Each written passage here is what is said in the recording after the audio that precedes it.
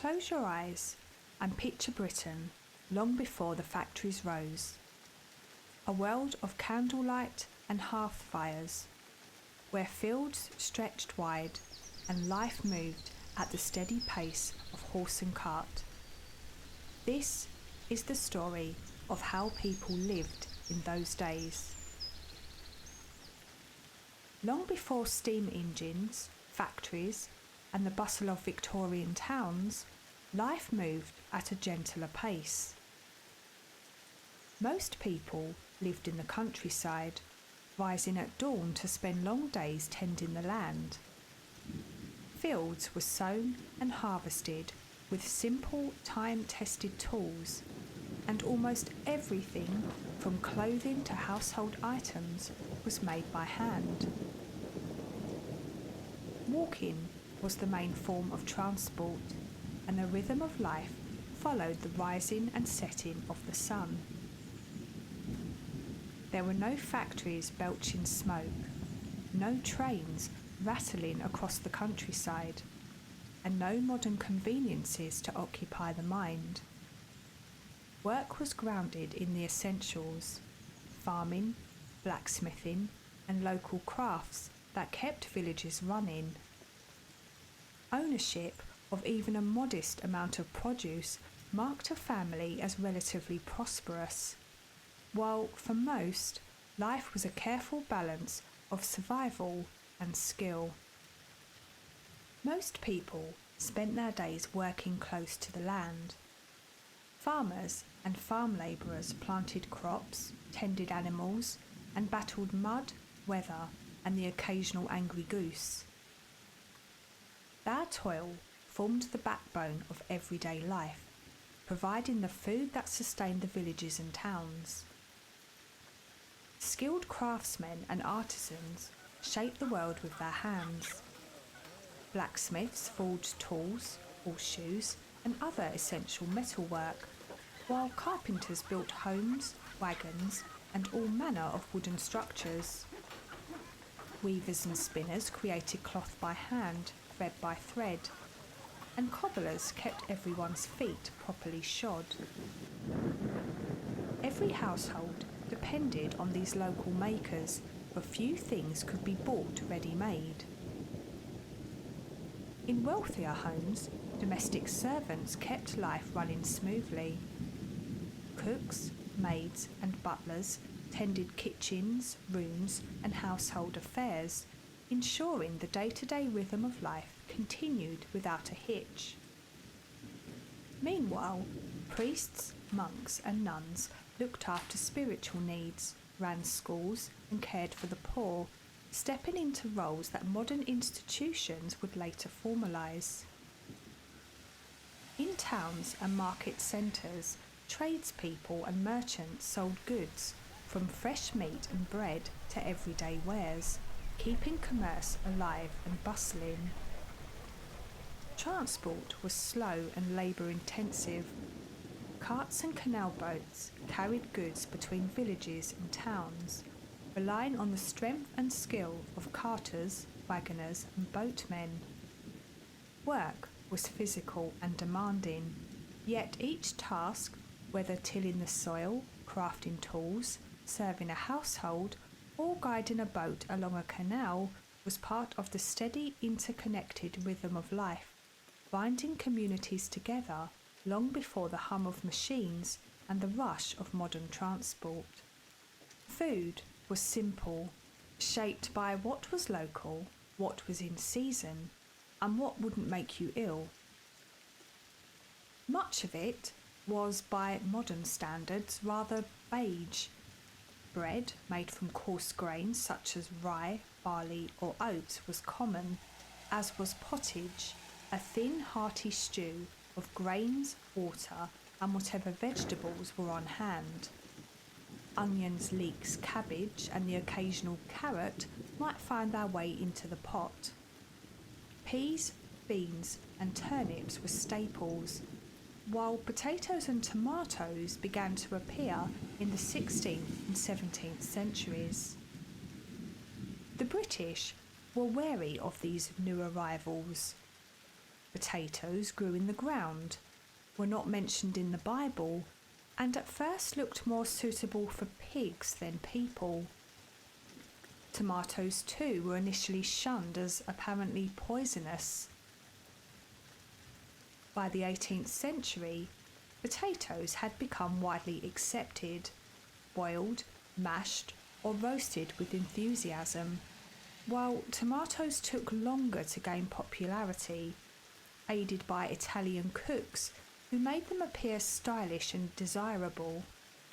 If a household had access to a cow, milk, butter, and cheese might supplement the diet. Meat and fish were rare for the poor, though bacon or dried fish might appear on holy days, especially Fridays when the church forbade meat. Water was often unsafe, so ale or weak cider was the drink of choice, even for children. For the wealthy, life offered richer fare. Meat was plentiful: venison, beef, pork, mutton, and poultry. Elaborate dishes which often involve stuffing one creature inside another. Exotic imports such as spices, sugar, and dried fruit appeared in elite kitchens, used to create pies, puddings, and tarts. Diet, in short, was determined by class, season, and sometimes fortune, revolving around stews, bread, and seasonal surprises, all washed down with something alcoholic. What people wore depended on their class and their work. For the majority, clothes were simply practical, a defence against wind, rain, and cold. Lower class fabrics were mostly rough wool or homespun linen, with cotton being rare and costly. Men wore loose linen shirts, woolen breeches, and fitted jackets called doublets or jerkins, often topped with heavy cloaks for warmth and protection. Women wore simple shifts as their base layer, over which came a kirtle, a fitted dress or tunic that could be worn alone or layered and was often tied at the waist. Then came an apron and a coif to cover the hair, along with stays or bodices to hold everything in place. Dyes were expensive, so colours were muted, usually varying shades of green, brown or grey. Modern undergarments did not exist, and trousers for women were considered improper, even scandalous. Shoes, when people had them, were usually handmade, from leather, patched and worn down, often passed from one generation to the next. The wealthier classes could afford fine wool, imported cotton, silk and velvet in rich reds, blues and purples. Men of means wore frilled shirts, cravats, waistcoats, frock coats, powdered wigs and polished buckled shoes. Women wore shifts and stays made of finer fabrics, often decorated with lace, corsets to shape the body, and flowing gowns that swept the floor. Accessories such as fans, gloves, and elaborate hats completed the look. Every outfit was carefully made by hand, expensive, and slow to produce. Before the Industrial Revolution, everyday life was shadowed by a host of common ailments, many of which had remedies that now seem more hopeful than helpful. Fevers, coughs, stomach troubles and toothaches were widespread, with infectious diseases like smallpox and plague never far from memory. For centuries, much of European medicine was guided by the theory of the four humours, an idea inherited from the ancient Greeks. It was thought that the body was governed by four vital fluids, these being blood, phlegm, yellow bile and black bile. Most cures revolved around balancing these humours, and treatments included things like bloodletting to remove excess blood, or purging the body with strong laxatives to expel bile or other unwanted substances that were believed to cause illness. Doctors did exist, but were generally educated in Latin, not the workings of the human body. They were also very costly and were therefore reserved for the wealthier classes. Most people relied heavily on folklore and herbs, or, in extreme cases, a barber surgeon who could pull teeth and set bones with remarkable speed. Apothecaries, chemists, wise women and folk healers offered remedies from the sensible, mint for stomach complaints, garlic for wounds, lavender for headaches, to the bizarre, such as hanging a dead mole around your neck to cure a cough. Hospitals existed, but mostly as religious institutions, offering comfort rather than cures. Entertainment was lively despite the lack of modern conveniences. Music and folk dancing filled village greens, with fiddles, flutes and hurdy-gurdies providing the soundtrack.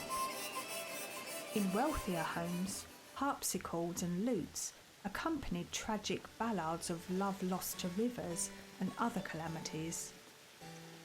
Theatre and storytelling brought drama to towns and villages, with travelling players performing Shakespeare for rowdy audiences.